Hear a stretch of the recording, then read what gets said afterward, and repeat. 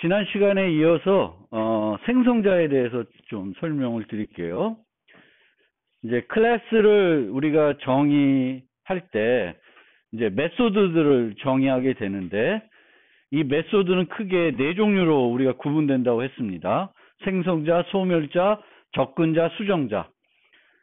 그래서 이 중에 이제 생성자를 좀 살펴보는데, 생성자는 객체를 생성할 때 호출이 되는 메소드예요. 그럼 이 생성자에서 해야 되는 일은 뭐냐면은 객체의 멤버 변수를 적절히 초기화해 주는 거예요. 이 초기화할 때 그 생성하는, 그 객체를 생성하는 사람이 제공해 주는 인자를 이용해서 생성할 수가 있어야 되겠죠. 그런데 지난 시간에 설명드렸듯이 클래스를 우리가 정의하게 되면 이 클래스는 객체의 상태를 유지하게 되겠고, 이 상태들은 특성들을 가지게 돼요.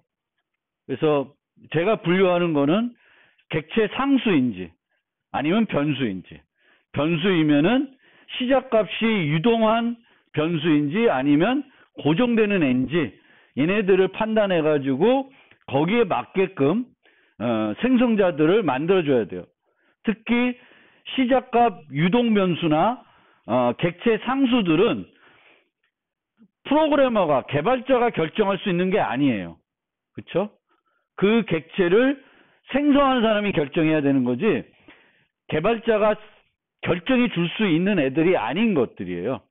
예를 들면 학생의 입학 연도, 학생 입학 연도를 개발자가 임의로 항상 2020년으로 세팅할 수는 없죠. 그래서 이런 것들은 인자로 받아야 되겠고, 인자로 받는 건 어느 메소드에서 인자로 받는 거냐 하면은 생성자에서 받는 거예요. 그래서 내가 만들려는 클래스가 있으면 거기에 멤버 변수도 있을 거고, 그 멤버 변수들을 파악해야 되겠고, 특성을 그 파악한 다음에는 거기에 필요한 그런 인자들을 받아야 되는 애들이 있겠죠. 초기화하기 위해서는 그런 애들을 위한 생성자들을 필요한 만큼 만들어줘야 되는 거예요. 그런데 이 생성자에는 몇 가지 특별한 생성자들이 있습니다. 크게 네 가지로 우리가 볼 수 있는데, 하나가 이제 기본 생성자. 기본 생성자는 인자를 하나도 받지 않는 생성자예요.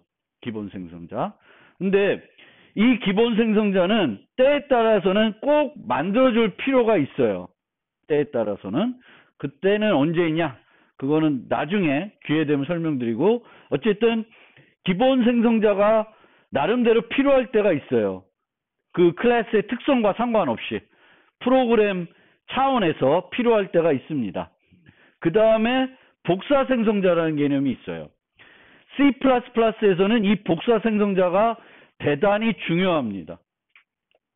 그래서 복사 생성자라는 건 뭐냐면은 어떤 객체를 생성하는데 다른 객체를 이용하는 거예요. 다른 객체. 똑같은 종류의 다른 객체를 이용해서 생성하는 거예요. 예를 한번 들어봅시다. 우리 과를 모델링 하는 거예요. 우리 과를. 그럼 우리 과에는 학생도 있고 교수도 있겠죠. 근데 교수가 갖고 있는 특징들은 다 똑같아요. 이름만 다르고. 예를 들면 이름만 다르고 다 똑같다.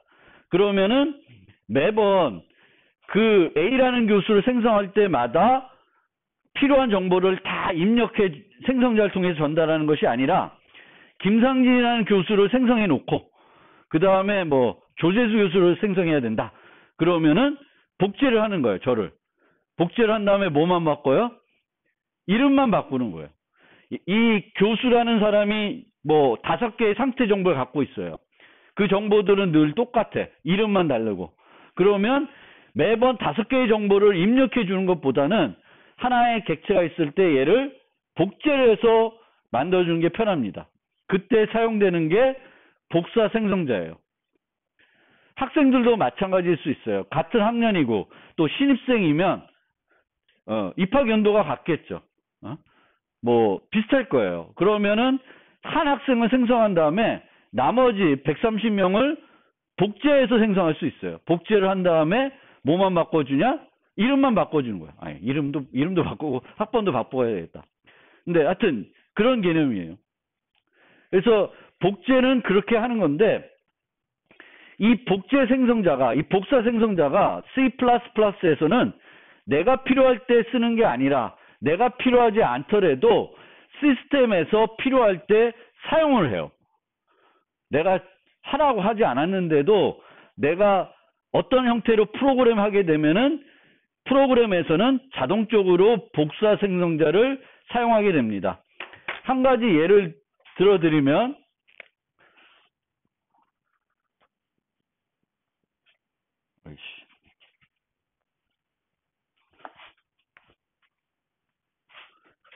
함수가 있어요.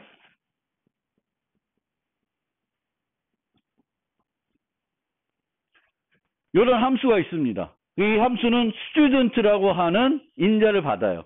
근데 인자를 어떤 방식으로 전달하고 있어요? 값 전달로 하고 있죠. 값 전달, 주소 전달, 참조 전달인데 값 전달로 하고 있어요. 그러면 student s 해가지고 뭔가 어떤 객체를 만들어가지고 쓰다가 후에 s를 전달하게 되면은 이 매개 변수 객체가 만들어져야 되겠죠. 이 매개 변수 객체 s가 만들어져야 돼요. 이름이 헷갈리니까 다른 걸로 합시다. 얘는 a고 a를 전달했어요. 그러면 이 s라고 하는 student 객체, 매개 변수 객체가 이 함수가 호출되면은 생성이 돼야 되는 거죠. 생성이 돼야 되는데 이 s는 이 a와 똑같아야 되죠. 상태가. 근데 a는 아니죠. 여기서 s를 수정한다고 a에 영향을 줘요? 안 주죠. 값 전달했으니까. 새로운 게 하나 만들어져야 돼. 그럼 이 s를 어떻게 만들어요? 내부적으로 복사 생성자를 이용해서 만들게 됩니다. 그러니까 시스템에서 값 전달하거나 또는 student bar 뭐 이런 식으로 해서 여기서 학생 객체를 뭔가 만들어 가지고 return s 뭐 이런 식으로 그 객체를 리턴해요. 그러면 이 bar를 쓰는데 bar를 여기서 써서 뭐 a라 했다. 그러면 이 bar가 호출되면은 이 객체가 또 이 공간에 만들어져야 되죠. 반환이 되니까. 그때도 뭘로 만들어요? 복사 생성자를 이용해서 만들게 됩니다. 그러니까 이 복사 생성자라는 거는 그러니까 우리가 실제 예를 들면 복사 생성자를 하고 싶으면은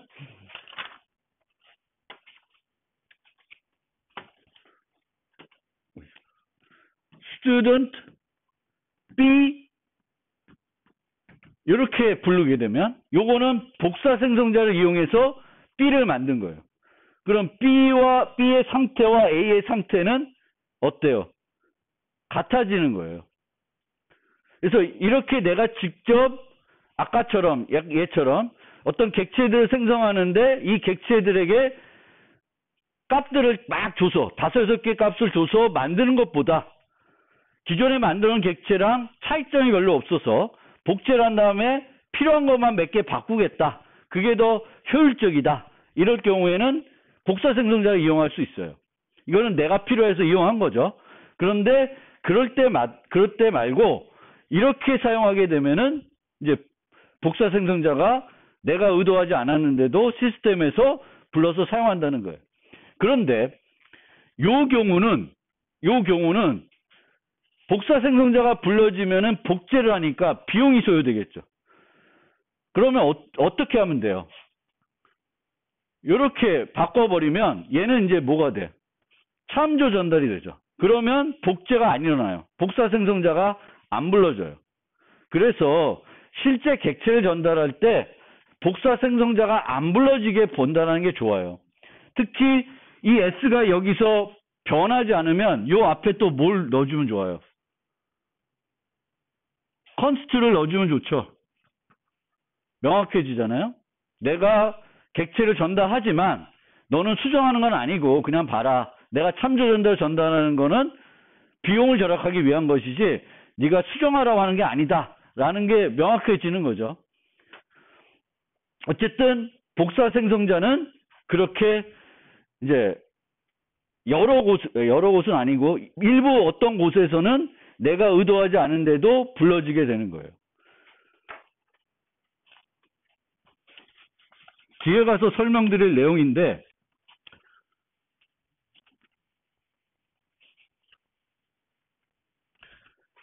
복사 생성자와 관련해서 세 가지 개념을 여러분들이 이해해 주시면 좋겠어요.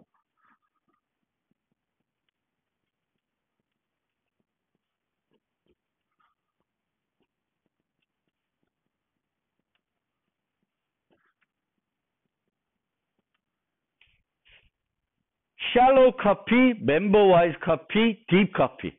세 가지 개념을 이해해 주시면 좋겠어요. 복제하는 방법입니다. 객체를 복제하는 방법인데 요게 A 객체예요. 그리고 요게 이제 B 객체입니다. 근데 복제를 하는 거예요. 그럼 여기에 뭐 데이터들이 있겠죠. 그러면 shallow copy는 어떻게 되냐면 요 내용을 요로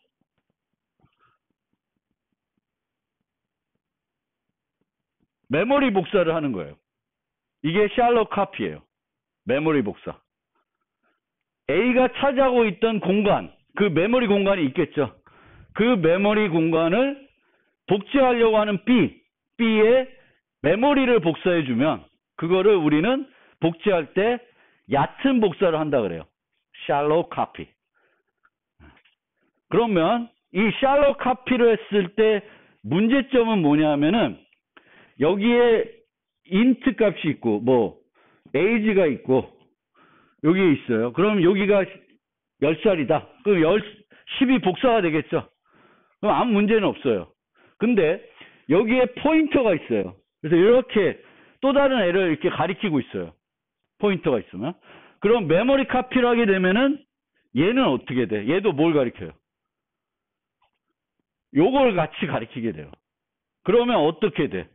A를 이용해 수정하나 B를 이용해 수정하나 똑같은 애를 수정하게 되는 문제점이 생기는 거예요. 원래 복제가 되면은 따로 놀아야 되는데 따로 놀지 않는 거예요. 인간을 복제를 했는데 A가 복제가 됐어요. A가 화장실 가게 됐어요. 그럼 B도 따라가는 거야.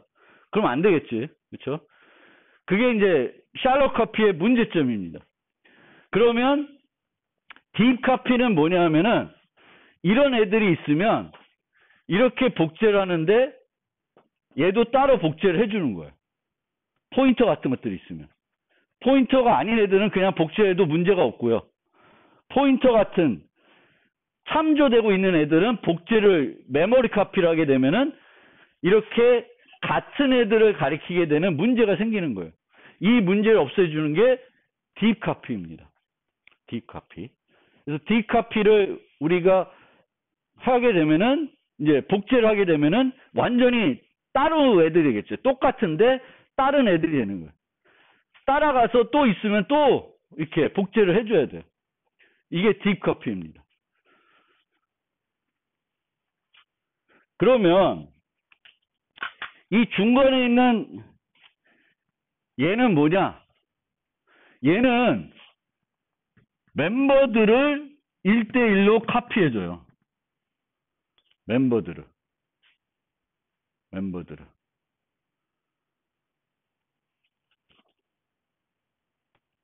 그러니까 멤버 변수가 얘는 5개가 있어요. 그럼 이 5개를 개별적으로 복사를 해주는 거예요. 메모리를 덤핑하는 게 아니라 개별적으로. 이 원시 타입은 메모리 복사를 하나 멤버 와이즈 복사를 하나 차이가 없어요.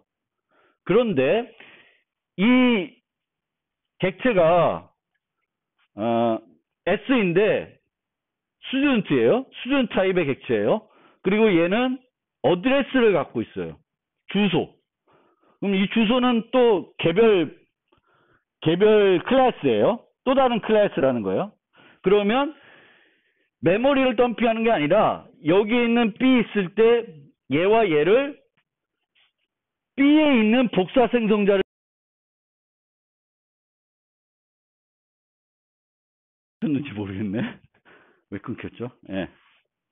그래서 C++에서 자동으로 제공해주는 복사 생성자는 멤버 와이즈 카피를 해준다.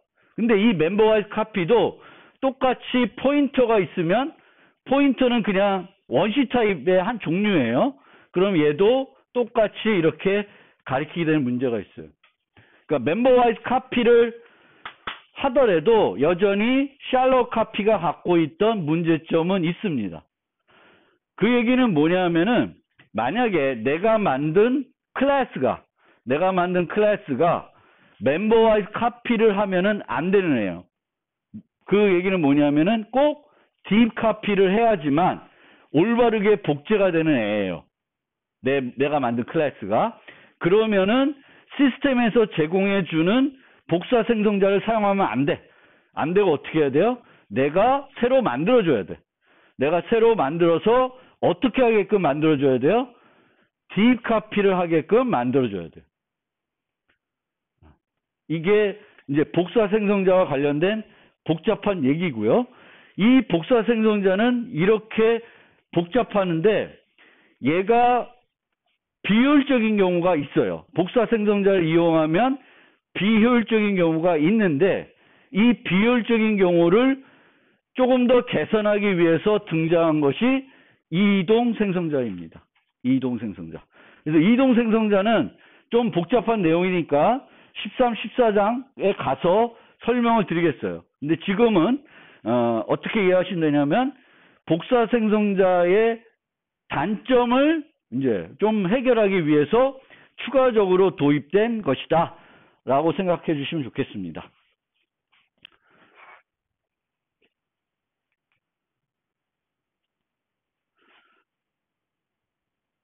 그러니까 생성자와 관련해서 몇 가지 이제 기본적인 정의할 때 사용하는 문법과 관련해서 몇 가지 지난 시간에 보여드린 것들인데 설명드리면 equal default라고 해가지고 시스템에서 자동으로 제공되는 것들을 쓸 때 내가 equal default 해가지고 쓸 수 있어요. 그러니까 시스템에서 자동으로 제공해 주는 것들이 6가지가 있습니다. 기본 생성자, 소멸자, 복사 생성자, 복사 대입, 이동 생성, 이동 대입 6종류의 메소드는 시스템에서 상황에 따라서 기본적으로 제공해 주는데 이 제공해 주는 것을 내가 그냥 쓰겠다라고 할 때 사용하는 방법이 equal default입니다. equal default. 그래서 equal default 하면은 나는 시스템에서 제공하는 기본 생성자를 그대로 쓰겠다. 근데 equal 뒤에 나오나? 안 나오네. 나중에 나오겠죠. 하나 설명드리고 가면은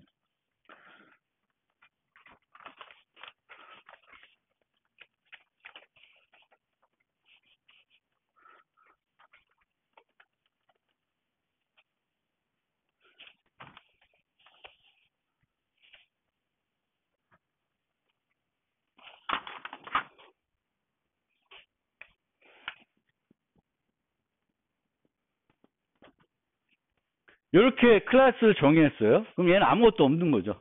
그럼 얘는 기본 생성자를 제공해 줘요. 그러니까 기본 생성자, 시스템에서 제공하는 기본 생성자를 가지게 됩니다.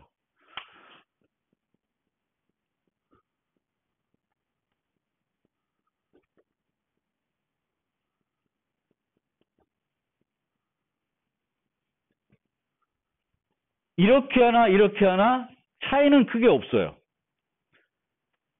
차이는 크게 없어요.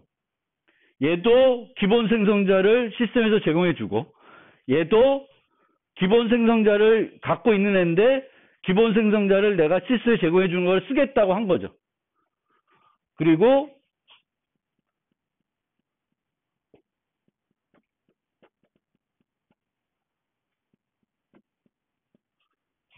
이렇게 만들어도 이 C도 기본 생성자 갖고 있죠. 아무것도 안 하죠. 거기서 얘도 큰 차이는 없어요. 그런데 얘를 이렇게 할 바에는 얘가 더 나은 방법이고요. 기본적으로. 얘와 얘의 차이점은 뭐냐면은 equal 디폴트를 해서 얘를 꼭 퍼블릭에 안 놓을 수 있는 거죠. 내가 필요하면 다른 데로 바꿀 수 있어요. 접근 제어를 바꿀 수 있습니다.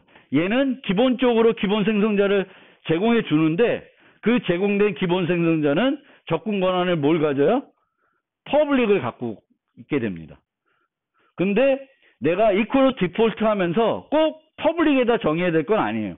다른 데로 바꿀 수 있어요. 그러면 기본적으로 제공해주는 그 생성자의 기본 생성자의 접근 권한을 나에 맞게끔 바꿀 수 있습니다. 어쨌든 기본 생성자가 필요한데 그 기본 생성자에서 하는 일이 없어. 할 일이 없어. 할 일이 항상 없는 건 아니에요. 기본 생성자 할 일도 많을 수 있는데 만약 할 일이 없다. 특별히. 그러면은 equal default 같은 형태로 쓰는 게 가장 맞는 방법이다라는 거예요. 뭐 큰 차이는 없을 수 있는데 가장 맞는 방법이다라고 설명을 드리고, 그 다음에 생성자들은 explicit이라고 하는 키워드로 수식할 수 있고요. 그렇게 수식하게 되면은 쟤를 함부로 사용하지 않습니다. 우리가 반드시 쓰라고 할 때에만 쓰이고 자동적으로 활용하지 않는 거예요. 그래서 변환 생성자라든지 또 복사 생성자라든지 뭐 여러 곳에다가 다 explicit 수식어를 붙여서 우리가 프로그래밍 할 수 있습니다. 그러면 컴파일러가 임의로 자기가 판단해서 저것들을 호출해서 쓰지 않아요. 예를 들어서 아까 예제에서도 여기 void foo student s 있었죠. 그쵸?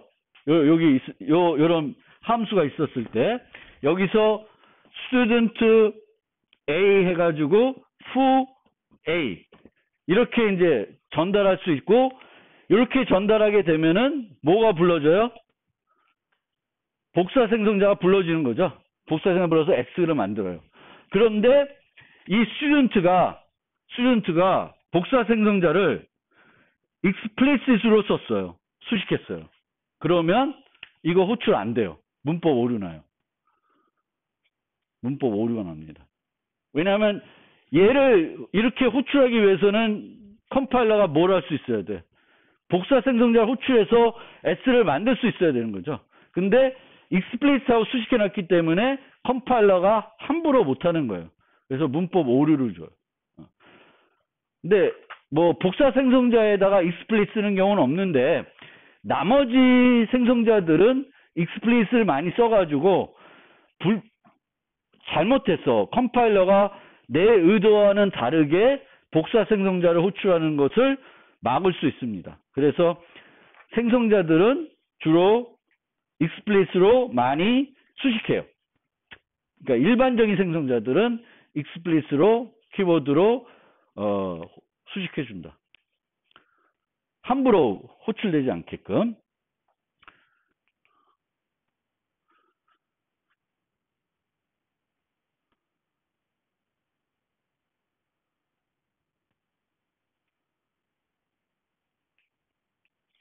자, 보통 생성자는 퍼블릭 접근 권한을 가지게 되는데 필요하면은 좀 다른 접근 권한을 줄 수도 있어요. 그리고 요거 하나 좀 보면은 time이라는 클래스가 있습니다. time, 시간은 시, 분, 초 세 가지 정보를 유지한다고 합시다. 그럼 시, 분, 초 요 세 가지 정보는 상수도 아니고, 그렇죠? 물론 상수일 수는 있어요. 시, 분, 초가 상수로 생각할 수는 있어요. 왜 상수로 생각할까? 만약에 time 같은 클래스를 만드는데 시, 분, 초 세 가지 정보를 유지해야 되는데 상수로 만든다. 한번 설정된 거를 굳이 바꾸어서 프로그램하는 경우가 많지 않을 수 있습니다. 시, 분, 초는. 시간은. 현재 시간을 얻어와서 그냥 참고할 뿐이지 얘를 굳이 바꾸는 경우가 없을 수 있어요. 그러면은 얘네들 자체를 객체 상수로 모델링할 수 있고, 만약에 객체 상수로 모델링하지 않는다고 치면은 얘네들은 다 세 개 다 시작값 유동 변수가 되겠죠. 그렇죠? 시도, 분도, 초도 사용자가 원하는 대로 설정해서 만들 수 있어야 될 거 아니에요. 내가 12시 30분 10초 정보의 시간을 만들고 싶다. 그럼 만들 수 있어야 될 거 아니에요. 그러면은 이제 어떻게 우리가 그 생성자를 만드냐 하면은 시간만 주는 생성자. 시간만 주면은 분과 초는 뭘로 세팅하겠다는 거예요? 0으로. 시와 분을 주면 초를 0으로 세팅하는 거고 시분 초 주면 각각을 이용하겠다는 거죠. 그런데 기본 인자가 없는 그런 언어에서는 이렇게 하기 위해서 생성자를 몇 개 제공해야 돼요? 3개를 제공해야 되죠. 그런데 C++는 기본 인자가 있기 때문에 하나만 만들면 되는 거지. 이렇게 time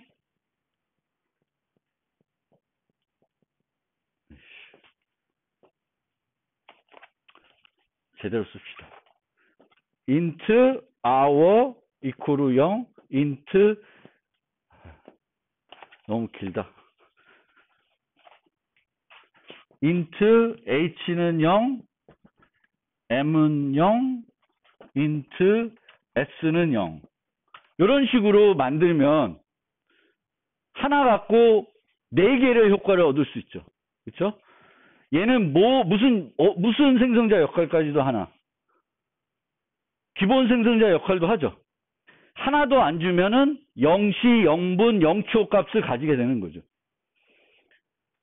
하나만 줄 수도 있고 2개 줄 수 있고 3개를 줄 수도 있는 거죠. 그러니까 4개 역할을 다 할 수 있어요. 그래서 우리가 클래스를 만들 때 이제 생성자를 몇 개 만들어야 되냐를 고민해야 되는데 시작값 유동 변수들이 있으면 그 유동 변수들을 다 주는 경우도 있고 하나만 주고 다른 하나는 어떤 기본값을 가지게끔 그 생성자들을 만들어 줄 수 있어요. 그리고 C++는 기본 인자가 있기 때문에 다른 언어에 비해서 정의해야 되는 생성자의 실제 개수가 줄어들 수 있습니다. 하나만 만들잖아요, 얘는. 그렇죠? 다른 언어는 이 기본 인자가 없으니까 자바 같다. 이런 경우에 자바는 3개를 만들어 줘야 돼요. 기본 인자가 없으니까. 3개 받는 거, 2개 받는 거, 하나 받는 거, 0개 받는 거, 4개 만들어야 되는 거지. 그렇죠? 그게 편리한 측면이 있는 거죠. C++는.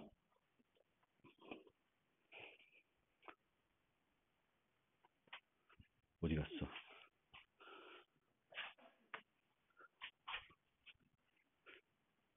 어쨌죠?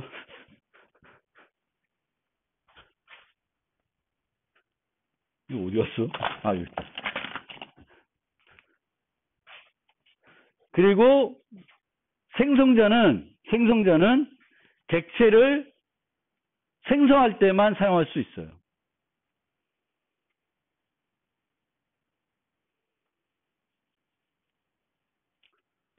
그래서 이렇게 아무것도 안 하면 이제 기본 생성자를 이용하게 되겠고 얘와 얘가 또 달라요.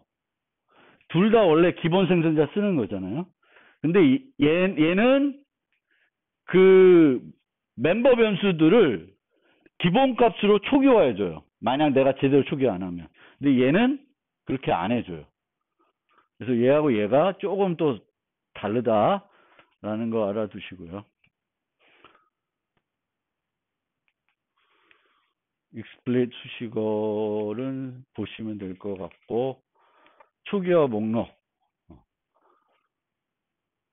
자,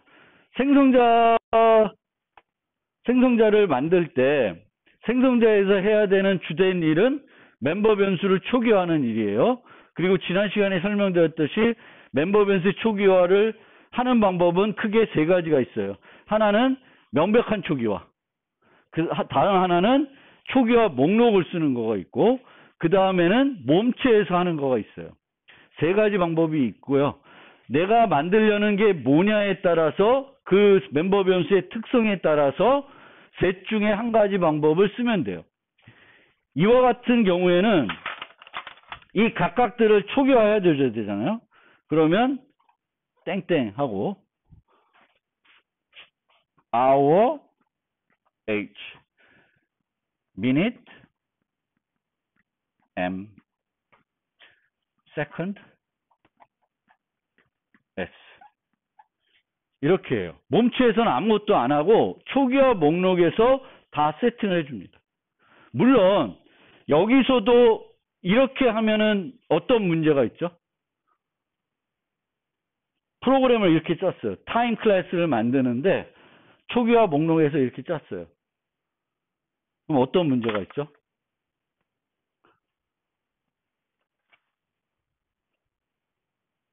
항상 우리는 예외 처리를 해줘야 돼요. 프로그램 할 때. 그러면 이 H는 뭐 0에서 23,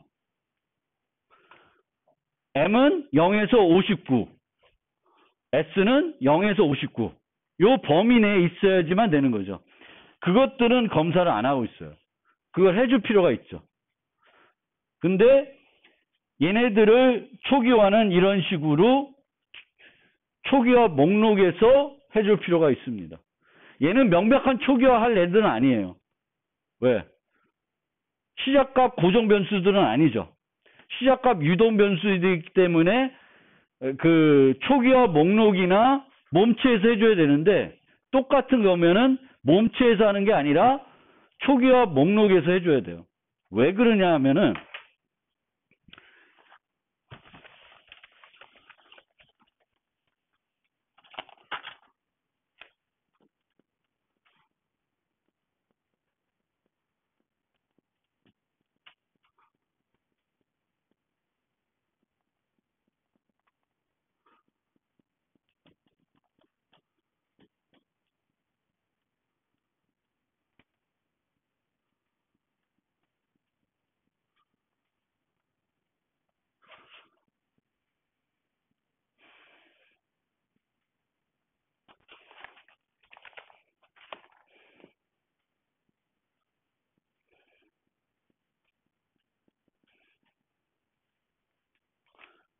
이 학생이 있는데 학생이 주소라는 클래스를 멤버 변수로 유지해요. 그리고 생성자에서 어떤 학생의 주소 정보를 제공해 주는 거예요. 제공해 주는데 이 어드레스 초기화를 뭘로 했냐면 몸체에서 어드레스 이퀄로 A를 했어요. 그러면 이게 어떤 일이 벌어지냐면은 어드레스도 객체이죠. 그럼 이 객체가 생성이 돼야 돼요. 그럼 얘가 언제 생성이 되냐면은 몸체 전에 생성이 돼요. 생성자의 몸체 전에 생성이 돼요. 그러면 이렇게 하게 되면은 어떻게 되는 거냐면 객체가 한번 생성이 되고 나서 그 다음에 그 객체의 상태를 A로 다 바꾸는 거예요. 그러면 한번 생성이 되고 A. 그러니까 기본 생성자가 불러지고 나서 또다시 뭐가 불러져요? 대입 연산자가 불러지는 거예요. 근데 이렇게 하지 않고 여기서 땡땡 어드레스 A 이렇게 했다. 그럼 얘는 어떻게 돼요? 어드레스가 한번 생성이 되면서 A를 이용해서 생성되는 거예요. 이때는 뭐가 불러질까? 어드레스에 뭐가 불러질까? 어드레스를 A를 이용해서 초기화하고 있죠. A는 어드레스와 같은 타입이죠. 그러면 무슨 생성자? 어드레스에 복사 생성자가 불러져서 만들어지는 거예요. 그런데 이렇게 하는 거하고 이렇게 하는 거하고는 엄청난 차이가 나는 거예요. 얘는 객체 생성자가 어드레스가 한번 생성이 되고 생성이 된 거를 다시 대입 연산자를 이용해서 바꾸고 있어요. 두 번 일을 하는 거예요. 여기는 한 번만 복사 생성자를 이용해서 실행이 되는 거예요. 그러니까 무슨 얘기냐 하면은 똑같은 거예요. 결과적으로는 똑같으면은 어디서 해야 돼? 초기화 목록에서 해주셔야 돼요. 명백한 초기화를 하거나 근데 명백한 초기화는 시작값 고정 변수들만 하는 거고, 나머지들은 개발자가 이 스튜던트를 만든 사람이 결정해 줄 수 있는 게 아니에요. 그 클래스를 사용할 사람이 결정해야 되는 거고, 그 사용할 사람들이 받은 인자 갖고 해야 되는 거니까, 그 인자 갖고 초기화할 경우에는 여기서 몸체에서 하는 게 아니라 여기서 해야 돼요. 특히 원시 타입이 아닌 애들은 꼭 초기화 목록에서 처리해 주는 게 가장 효과적입니다. 원시 타입은 여기서 하고 여기서 하면은 뭐 여기 이코르 0으로 한번 대입해 주고 다시 또 뭐 여기서 이코르 10해서 10으로 바뀔 수는 있는 거죠. 그거는 뭐 그렇게 큰 비용이 아닐 수 있는데, 객체들은 되게 비용이 클 수 있어요. 한번 기본 생성자를 이용해 생성하고 대입 연산자로 내부 상태 바꾸는 거는 비용이 만만치 않습니다. 그래서 한 번만 하게끔 해주셔야 돼요. 그래서 초기화 목록을 이용해서 시작값 유동 변수와 객체 상수들은 초기값 목록에서 다 해줘야 돼요. 근데 초기값 목록에서 하다 보면은 여기 코드가 되게 복잡해질 수 있어요. 그래서 걔를 어떻게 간결하게 만들지는 고민을 해보셔야 돼요. 그러니까 여기다가 수식을 여기다가 h가 0 and h가 23이면 h 아니면 0 이렇게 여기다가 넣을 거 아니에요. 그렇죠? 비용 검사하면. 그러면 너무 복잡해질 수가 있어요. 그러면 얘네들을 요걸 해주는 뭐 테스트 아워 그래서 여기다가 요렇게 넣는 거예요. 그러면 요 범위가 밸리드한지 함수가 따로 있는 거죠. 그리고 얘는 꼭 여기서만 활용하는 게 아니라 나중에도 활용할 때가 많겠죠. h 값을 범위를 보는 거. 그러면 그런 애들을 함수들을 만들어서 그 함수들을 여기서 불러가지고 값들을 범위를 체크해가지고 범위가 엉뚱하다. 그러면 뭐 결정을 해야 되겠지. 예외 처리한다든지 뭐 프로그램을 죽일 수 있고 아니면 여기서처럼 엉뚱한 값처럼 0으로 초기하겠다. 그럼 0으로 해도 돼요. 그러니까 그거는 또 개발자가 결정할 문제인 거죠. 그래서 그런 방법대로 만드시면 돼요. 근데 어쨌든 여기다가 아주 복잡한 코드를 집어넣게 되면은 되긴 되는데 가독성이 너무 지저분해질 수 있다는 거죠. 또 여기에는 문장을 여러 개 쓸 수는 없어요. 요 H를 검사하기 위해서 문장을 뭐 세미콜론으로 여러 개 쓴다. 그렇게는 안 되는 거예요. 하나의 표현식은 올 수 있어요. 그래서 함수 호출 하나 올 수 있고 얘도 하나의 표현식이잖아요.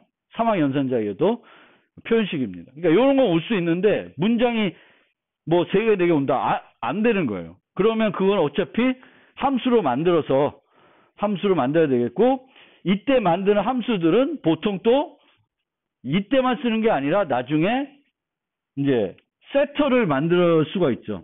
h를 나중에 바꿔야 될 수도 있어요. 그러면 set hour라는 함수가 있을 거예요. 그럼 거기서 또 쓰이는 부분일 거예요. 그래서 이게 코드 중복도 아닐 겁니다. 그래서 그런 거 생각하시면 좋겠고, 그 다음에 이 초기화 목록과 관련해서 꼭 기억해 둬야 되는 거는 요겁니다. 초기화 순서는 멤버별 선언 순서이며 초기화 목록 작성 순서와 무관하다라고 되어 있어요. 그러니까 이게 뭐냐면은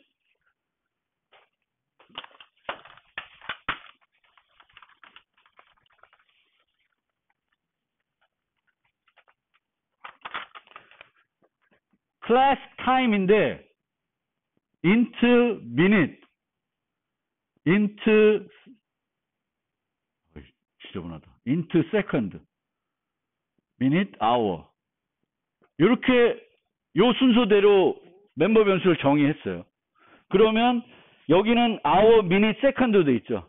근데 실행 순서는 얘부터 하는 게 아니라 누구부터? second, minute, hour 순서로 가요. 그러니까 이상하잖아. 그러니까 요 선언된 순서도 중요해요. 왜냐하면 이 선언된 순서대로 초기화 목록을 작성하는 게 올바른 방법입니다. 그러니까 얘는 여러분이 작성한 것과 상관없이 어떤 순서로 초기화한다? 선언 순서대로. 그러니까 얘 순서대로 하는 거예요. 이 순서가 아니라, 여기 작성된 순서가 아니라 이 순서대로 하니까 이 순서와 이 순서를 일치시키면은 가독성이 더 좋아지는 거예요. 그러면 이 순서대로 하는 게 맞구나라는 거가 되는 거죠. 이렇게 썼는데 실제 이 순서대로 안 돼. 그러면 혼란스러워요.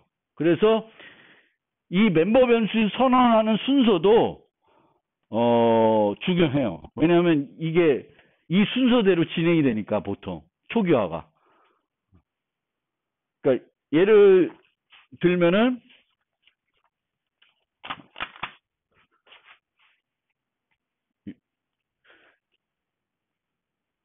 요거 한번 보세요. 여기 보면은 얘는 멤버 변수로 포인터를 갖고 있어요. 그리고 그 포인터를 이용해서 동적 배열을 만들고 있습니다. 동적 배열을 만들고 있는데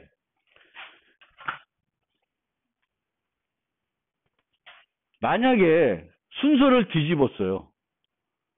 순서를 뒤집으면 얘가 먼저 시행이 되고 그 다음에 얘가 되는 거예요. 그럼 안 되겠죠.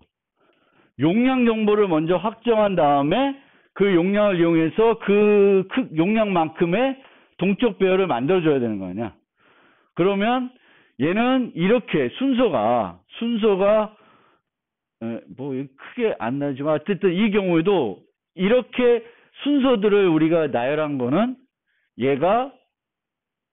얘부터 먼저 하고 얘를 이용해서 하는 거예요. 물론 이 캐퍼시티는 얘를 쓰겠지만 조금 다르지만 어쨌든 그렇습니다.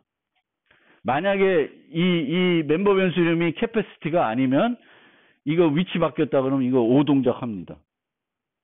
용량이 설정이 안 돼 있으니까. 그러니까 이 멤버 변수의 순서가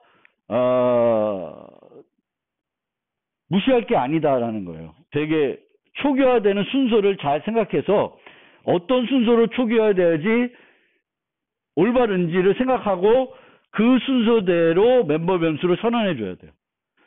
이 경우에는 용량이 결정된 다음에 그 용량만큼 동적 배열을 확보해 줘야 되니까 용량을 설정하고 그 다음 동적 배열을 생성하고 이렇게 그 순서를 생각해서 만들어 주셔야 됩니다.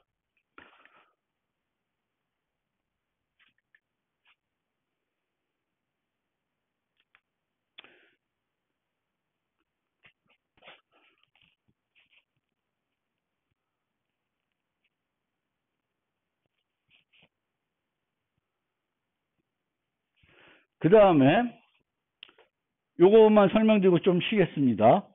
초기화 목록에서 한 생성자에서 다른 생성자를 호출할 수 있어요. 우리가 생성자를 여러 개 만들다 보면 생성자가 하는 일들은 비슷비슷해요. 그래서 다 따로따로 만들게 되면은 코드가 중복될 수 있습니다. 개발자가 제일 싫어하는 것 중에 하나가 코드 중복입니다. 그래서 그 코드 중복을 없애려고 이런 식으로 만들 수가 있어요. A는 기본 생성자는 얘 부르고 얘도 얘를 불러요. 얘는 얘를 00 값을 줘서 부르고. 물론 C++는 이렇게 기본 인자가 있기 때문에 이런 식으로 만들 이유는 없어요. 그냥 이렇게 만들면 끝나는 거니까. 근데 만약에 다른 이유 때문에 만들어야 되면은 이런 식으로 이 초기화 목록에다가 A라고 하는 클래스 이름을 이용해서 다른 생성자를 호출할 수 있습니다. 그러면 다른 생성자를 호출할 수 있는데 이 경우에는 초기화 목록에 다른 생성자 호출만 와야 돼요. 다른 것들이 추가적으로 올 수 없어요. 여기 보면은 다른 생성자를 호출하고 있고 또 B를 초기화하고 있죠. 이거는 에러 나요. 다른 생성자를 호출하면 그것만 유일하게 와야 됩니다. 초기화 목록에. 그래서 초기화 목록에서 다른 똑같은 클래스에 있는 다른 생성자를 호출할 수가 있지만 그 경우에는 걔만 유일하게 초기화 목록에 와야 합니다. 잠깐.